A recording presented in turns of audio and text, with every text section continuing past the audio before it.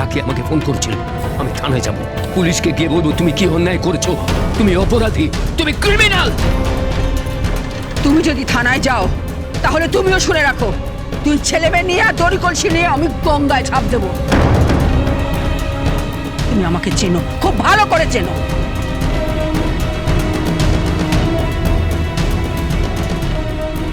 বাবা,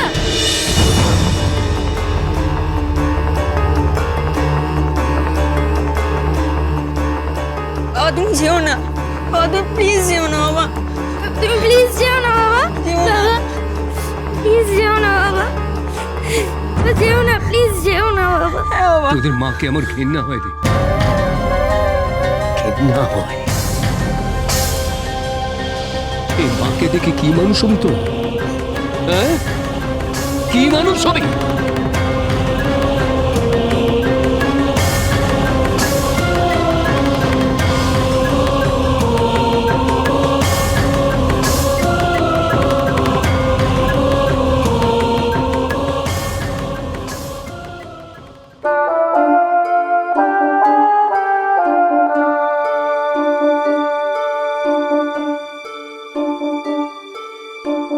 দিদি, এই দিদি, আরে এই দিদি, একটা কিন্তু কাঁচা কাজ হয়ে গেছে। কি কাঁচা কাজ হয়েছে? থানায় কিন্তু ডায়েরি করা হয়নি। তুই কি পাগল নাকি? শুধু শুধু আমি থানায় ডায়েরি করতে যাবো কেন? আমি ওসব থানা পুলিশের চক্করে পড়তে চাই না। কি বলছিস কি? থানায় ডায়েরি না করলেই না ওই থানা পুলিশের চক্করে পড়তে হবে বলে রাখলাম। তোর কথা আমি কিছু বুঝতে পারছি না মন্না। তোর বাড়ি থেকে দুটো ছেলে মেয়ে হারিয়ে গেল আর তুই ডায়েরি করবি না? যদি সত্যি সত্যি ওরা হারিয়ে গিয়ে থাকে আর তুই যদি ডায়েরি না করিস, তার উপর যদি ওই চম্পা চামেলির কেসটা জানাজানি হয়ে যায়, তাহলে তো তোর কোমরে দড়ি আর হাতে হাত করা। তাহলে কি হবে এখন? কি হবে? ওই থানায় একটা ডায়েরি করতে হবে, গিয়ে বলতে হবে ওরা ভাই বোন দুজনে হারিয়ে গেছে, ওদের খুঁজে পাওয়া যাচ্ছে না। তুই বেড়ে বুদ্ধি দিয়েছিস, চল তাহলে ডায়েরিটা করে আসি। এ দিদি, এত রাত্রে যাওয়া ঠিক হবে না, যা করতে হবে কাল সকালে। ডায়েরির কাগজটা যদি তোর হাতে একবার চলে আসে, তাহলে কোনো আইন তোকে আর ছুতে পারবে না। একেই বলে গৃহস্থকে জাগিয়ে রেখে চোরকে বলা চুরি করতে। রাখিকে পাচার করে 5 লক্ষ টাকা পেলি, আইনের চোখে তুই নিরপরাধ রয়ে গেলি। পুরো প্রেম চোপড়া কেস।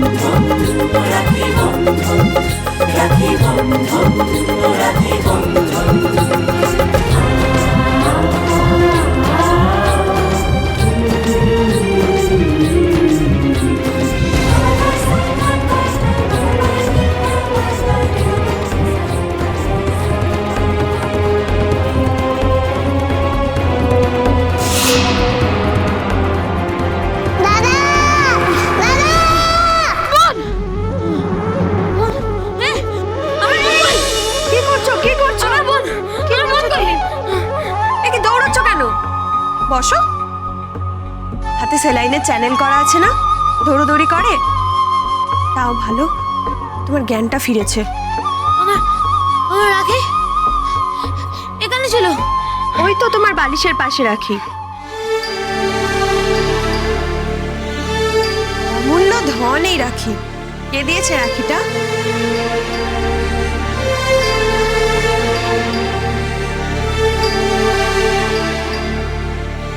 বোন, আমার বোনের এই রাখিটা পড়ানোর কথা ছিল, কিন্তু বোন পড়াতে পারিনি।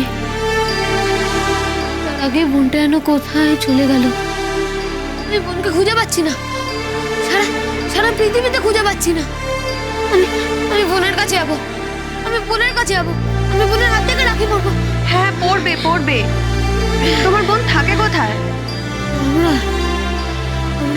আমরা চ্যাটার্জি পাড়ায় থাকি। চ্যাটার্জি পাড়া? বাবা মার নাম কি?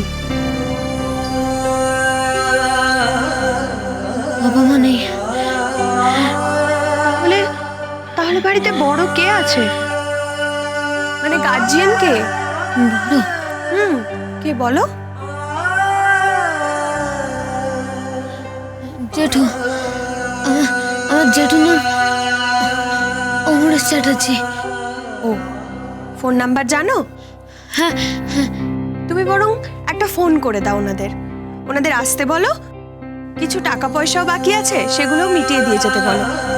হ্যাঁ, দিন না। ধন্যবাদ। আমার বোন মনে হয় ওখানেই আছে। দেখা হলেই ওর হাত থেকে রাখিটা পরে নেবো।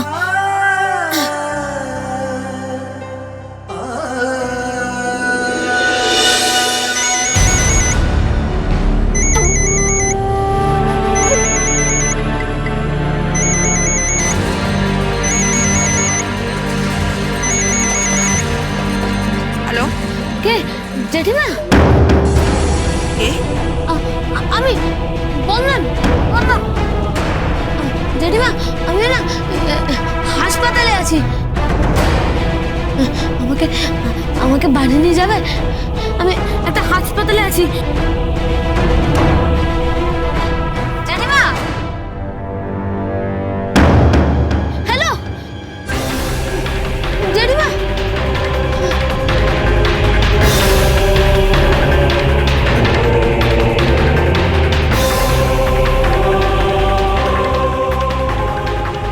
কার ফোন ছিল? কারো না, পুরো ফোন।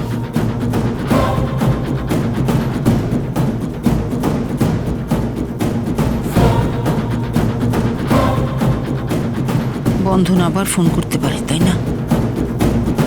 বন্ধন ফোন করলেই তো সমস্যা। বোনকে নিয়ে অনেক ঝামেলা শুরু করে দেবে। থানা পুলিশও আসতে পারে। এখন তো বন্ধনকে আসতে দেওয়া যাবে না। মদনা, এই মদনা, কি? মদনা, আরোগ্য হাসপাতালের সামনে লোক ফিট করে রাখ, যে হাসপাতালে বন্ধন ভর্তি আছে। যেই মুহূর্তে ও হাসপাতাল থেকে বেরোবে, সেই মুহূর্তে ওর ঠ্যাং ভেঙে আবার হাসপাতালে ঢুকিয়ে দিবি।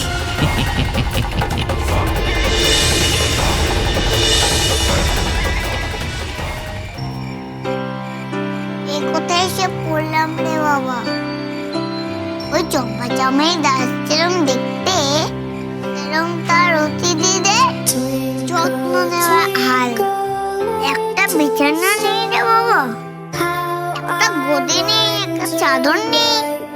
একটা বাচ্চা শোবে কি করে? খালি মা মা করে। ও নাকি মা হবে, ও জীবনে কারো মা হতে পারবে না। আমাকে দেখে শেখা উচিত মা কাকে বলি। আমার পুতুল বাচ্চাদের কত ভালো করে মানুষ করেছি, এখন কি করে ঘুমাই? যাই, যা পেয়েছি ঘুমিয়ে তো পড়ি। আচার্যটাকে যত্ন করে রাখতে হবে।